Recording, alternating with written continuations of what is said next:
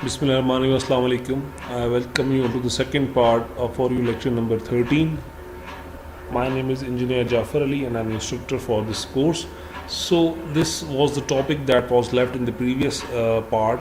Some of the topics or some of the points regarding this point-to-point protocol was overlapped in the previous class, and in this lecture, the second part, we will be covering that few topics. So let's dig deep into this. The first one is link control protocol. The second one is network control program (NCP), and there will be two or three components that will be discussed. And in the end, we will be discussing some journal operations that is done by this PPP. And in the last, we will be configure and verify this PPP protocol. So let's get started. So this was the PPP overview that was provided to you in the previous lecture, but let's revise it as well. PPP provides router to router and host to network connections over both synchronous and asynchronous circuits. So this was basically another mechanism to call it or to basically define it. And you can see that this is basically two different networks, and these are basically connected point to point. PPP encapsulation is being done over here. Now there are two types of transmissions for synchronization. The first one is asynchronous transmission, and the second one is synchronous transmission. For asynchronous transmission, the transmitting and receiving devices, both devices should be there to maintain their own internal clocks. You know that for a synchronization, they do not need to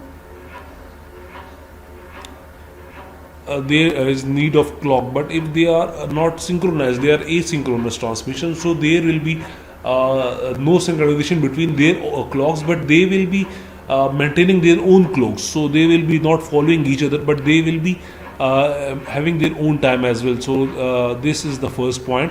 Each frame is sent separately. There is no connection between the frames actually, so each frame is basically dealt differently and isolatedly.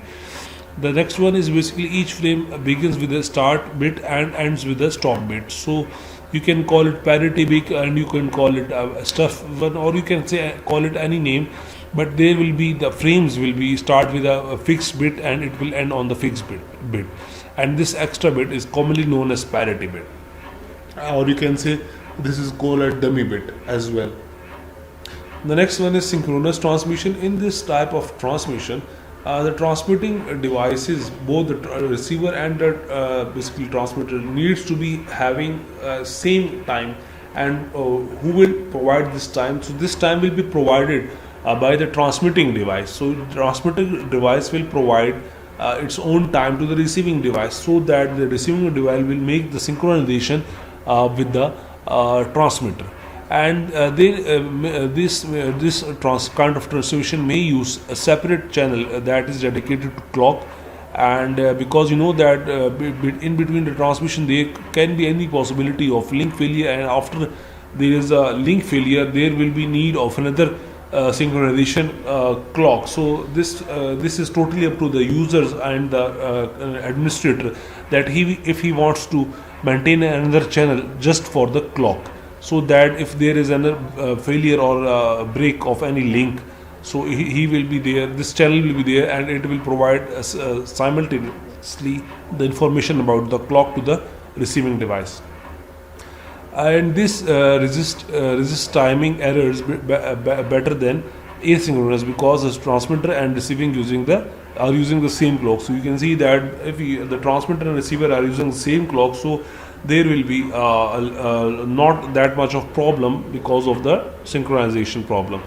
And they can in this type of transmission, basically users can transmit large blocks of data instead of only a simple block. There are some other features for this PPP. It's providing the control of the data link setup. You know that this is basically a data link layer for, protocol. So it is providing LLC, or you can say link setup, control of data link setup. And it also provides the dynamic assignment of IP addresses. You know about the IP assignment. that how this IP is assigned, or you can say allocated to a user. So this also provides dynamic assignment of these IP address. The next phenomena or the feature of this PPP is basically network protocol. It provides network protocol multiplexing. You can also implement multiple protocols on the same PPP. I have also discussed in the previous lecture that this PPP has the capability that it can basically merge several protocols, and it is compatible to all of these, so it can work with all of them individually. And you can also make a link configuration and link quality testing over here in this PPP protocol. You can also verify that. You can also detect an error, and you can also negotiate different options for capabilities such as network layer address negotiation and data compression negotiation with the transmitter or towards the receiver. So this PPP can do several things on behalf of a transmitter and on behalf of a receiver, and it is done using these features. Now, what is PPP layer function? In order to move a data between any two nodes or routers, a data path must be established, and flow control must be in place to ensure that the data has been delivered. So this is also true in WAN environment, and this is accomplished by WAN protocols such as point-to-point protocol. So this point-to-point protocol is also basically a link establishment, or you can say a link setup or control protocol for the WAN. So you can see in the diagram in the exact center, you can see that this is the link setup and control using this LCP in the PPP. So this link control protocol, or you can say this LCP, is the subset of this PPP. So this PPP is the manager, or you can say responsible, or is in charge, who is basically providing this LCP, and using this LCP, this link is set up and being controlled for this WAN. So you can see that not only LAN but also in the WAN, this is also into playing some good role, some vital role. So there are three components that we also discussed in the previous class. The first one is encapsulating datagrams over serial links are basically encapsulated. The second one is establishment of a link or configuration of any link or testing a data link connection. So this is also done in this PPP protocol. And in the last one is basically establishment and configuration of different network layers protocols. Like you can see that I've also discussed about the AppleTalk and TCP/IP or IPX or IP. Any network protocol is basically being established and configured, or you can say tested over here as well. So these are some general options. The first one is basically the originating PPP sends LCP frames to configure and optionally test the data link. The first one is basically you have to configure or you can test the data link layer. The second one is basically after the link has been established and optional facilities excuse me, have been negotiated by the transmitters or the receiver as needed, and this is done by this LCP. This is a link control protocol, and the originating PPP sends this NCP, network control protocol frames, to choose and configure one or more network protocols. So it is totally up to this NCP that which protocol it decides to work on. So when the protocol is chosen, when the each of chosen network layer protocols has been configured, this packets from each network layer network layer protocol can now send over the network over the link. The last option is basically this PPP general options is basically the link will remain configured for communications unless and until XSplit LCP or NCP frames close the link. So for the closing of this link, you have to use this LCP or this NCP using some external, or there can be some external events occurrence of some external events for which this link can be broken. For example, if an activity timer expires or a user intervenes, so you can also use this as well. So this is the detail of this link establishment, how the link is established. Let's discuss this. So first, the link established and configuration negotiation occurs. This is done before and before any network layer, datagrams can be exchanged. So before any transmission, you have to first establish this link, and then you have to negotiate different details or options that you want to indulge in this transmission or not. The second one is this LCP allows an optional link quality determination phase following the link establishment and configuration integration. In this phase, the link is tested to determine whether the link quality is sufficient to bring up the network layer protocol. So this phase is optional. As told you, I've already told you that you can indulge different options as well.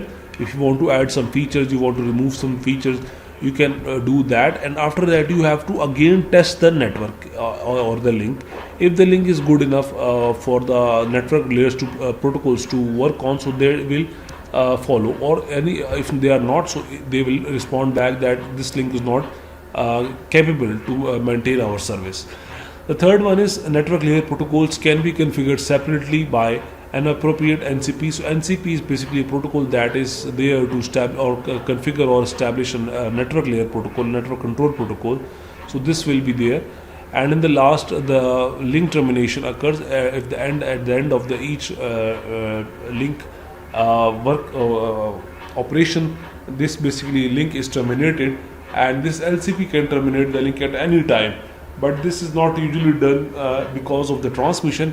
This usually will be done at the request of a user, but it can happen because of any physical event such as the loss of carrier or the expiration of idle period time.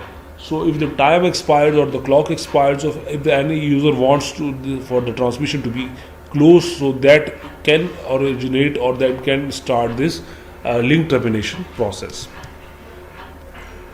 And this is the layer function of this PPP. You can see that this is the PPP, and this is providing you this is the upper layer. You can see that this is IP, this is the network layer over here, network L layer 3, which is basically IP, IPX layer 3 protocols. There are different protocols over here, and there are there are many protocols on the network layer as well. So you can see that this is in combination of this network layer as well as of the data link layer, and authentication and other options like link control protocol. So you know that this data link is basically comprised of two things. The first one is LLC and the second one is MAC.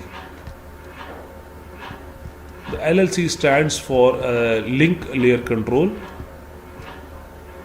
and this MAC stands for medium access control. And in this LLC, this is the protocol that you can use, that is PPP. So PPP is providing you LCP and NCP, that is link control protocol and network control protocol.